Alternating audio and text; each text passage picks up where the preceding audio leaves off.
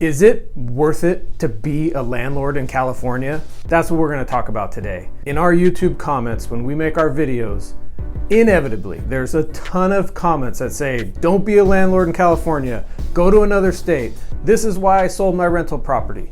So the question that needs to be answered is it a good idea to be a landlord in California? Or should you do like a lot of other people, sell your property here, go buy in a more landlord-friendly state and be a landlord there?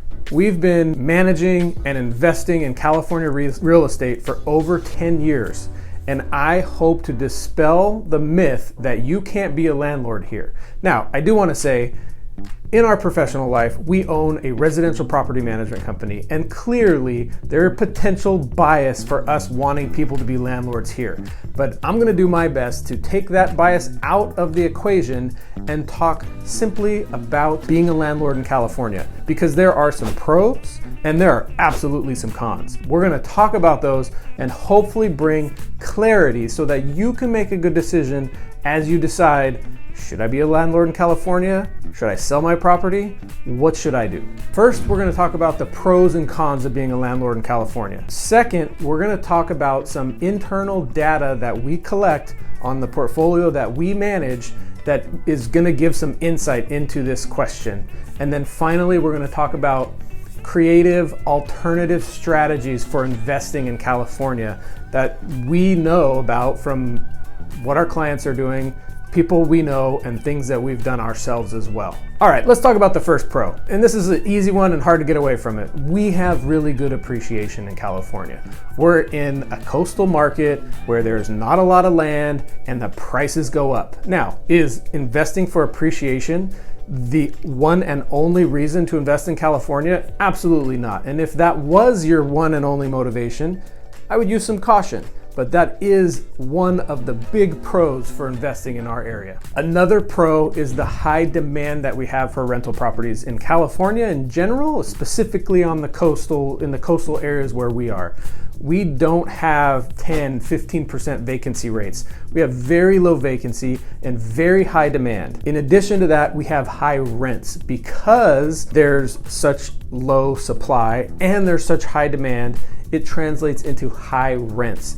Definitely a benefit for investing in our market. And then the last pro we want to talk about are the tax advantages. So a lot of the times the benefits you get as a real estate investor when it comes to taxes is directly correlated to the value of the property that you're investing in. What I mean by that is depreciation that you get, whether it's bonus depreciation from a cost segregation study or just straight line 27.5-year depreciation. The more valuable the property is, the larger the deduction is.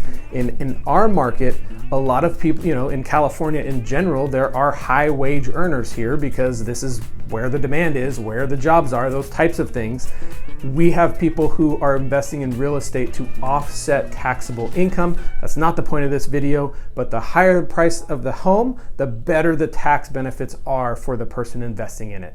Let's talk about the cons of being a landlord in California. So California is a very tenant-friendly state. And what that means is that there's a lot of rules, regulations, city ordinances that are out there that favor the tenant more so than the landlord. A prime example is statewide rent control and just cause eviction. It's designed by politicians to try to attempt to control housing prices.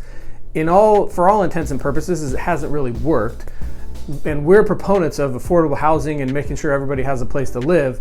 But when the government gets involved, it makes it more difficult as a landlord to figure out how to run your business. That's one of the biggest cons about being a landlord in California.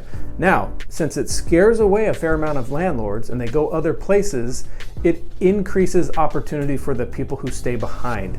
It makes it more difficult. But if you're willing to cross that moat and stay on top of the regulations, it's a real opportunity for you. Another con is how long evictions can take. Now, during COVID, evictions were flat out unable to be processed, but now obviously things are back to normal now that COVID is for the most part over. But an eviction here, it's not uncommon to take 6 weeks to evict somebody. And we have friends in Idaho that manage properties there. It's much, much shorter. So that just gives you an idea that's one of the cons about being in California in a tenant-friendly state. Hey, originally we planned on making this part of the video about the pros and cons of investing in California, but we recently recorded a podcast with George McClary, who's a real estate investor in Portland, Oregon, and he describes the same things perfectly in this podcast. So we're gonna splice this video in because we think it's gonna add a lot of perspective to this issue. I wanna talk about what it looks like to be a professional investor in a extremely tenant-friendly area like you are.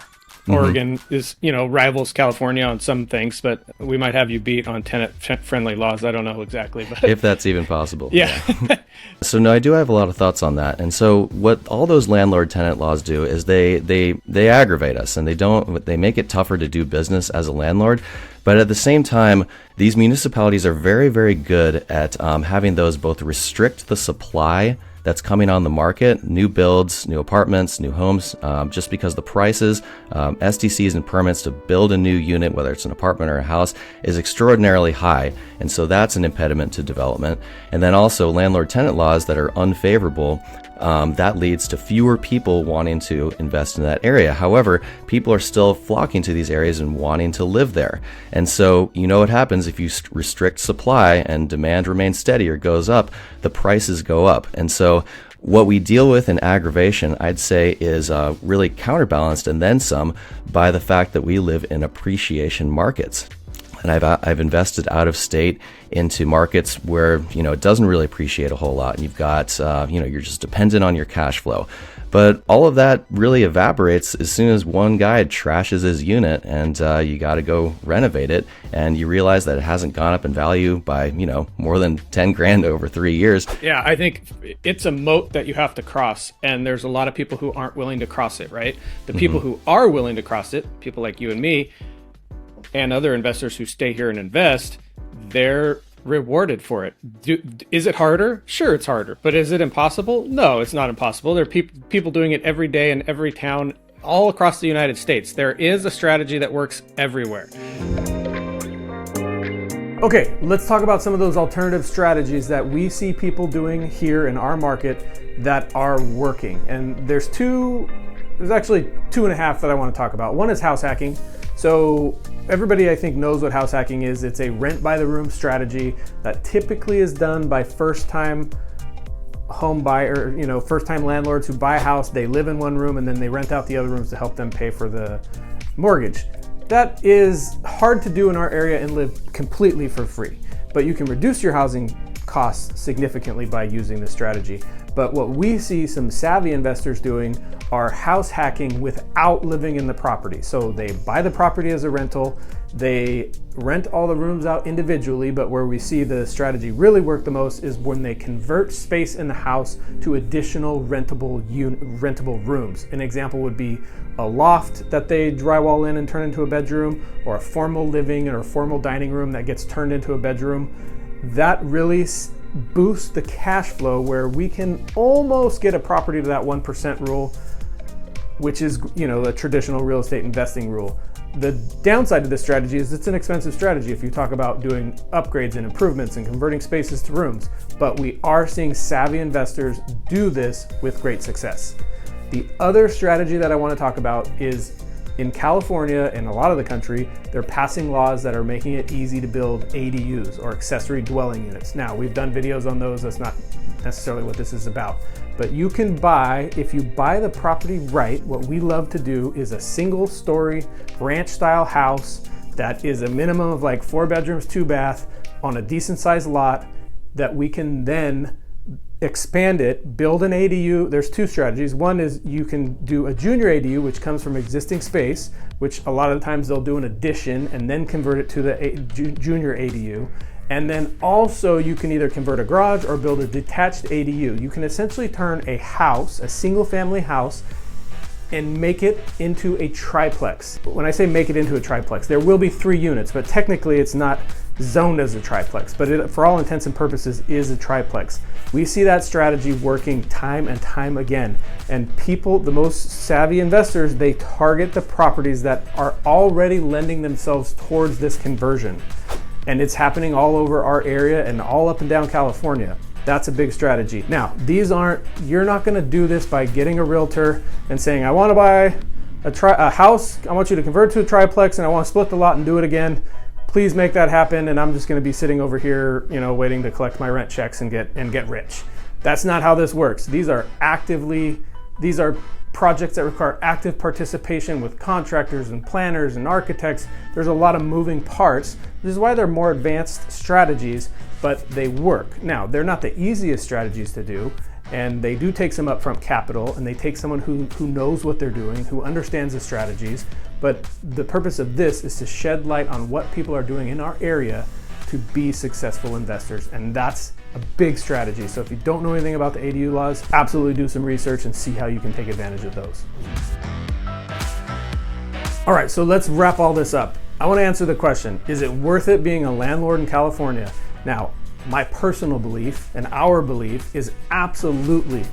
You just have to approach it differently. You have to be willing to try these strategies that other investors are using that work. You have to change your mindset. You're not gonna just traditional buy and hold, put 3% down in cash flow. Like, that's not gonna happen here. Can you do it? Yes. Should you be worried that some investors are selling their properties, and reallocating those funds to the Midwest because it's easier? That is a strategy, and there's nothing necessarily wrong with that. But in my opinion, that just leaves more opportunity for investors who are staying behind. As long as you're willing to put in the extra work to deal with the additional risks, the cons that we talked about earlier, of the regulation and staying on top of the laws and understanding all the nuances surrounding that. If you're willing to do that and you have the capacity to do that, then investing in California is a great strategy, because we've got high appreciation, high demand, high rents, good tax benefits. It's all a give and take. There's no market I know of that's perfect, that you get everything all the time. But what I like about California is, one, we're here. I've done a fair amount of out-of-state investing. It has its own challenges, personally, which I'm not interested in dealing with anymore. I would rather invest in my backyard, where I can go to the property, touch it, deal with it, meet face-to-face with contractors, those types of things.